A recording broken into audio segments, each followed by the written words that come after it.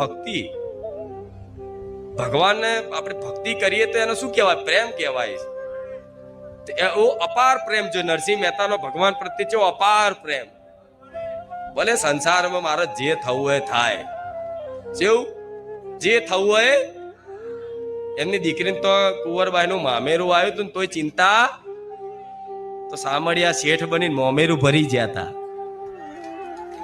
આવી નિષ્ઠા જોઈએ, આવી ભક્તિ જોઈએ.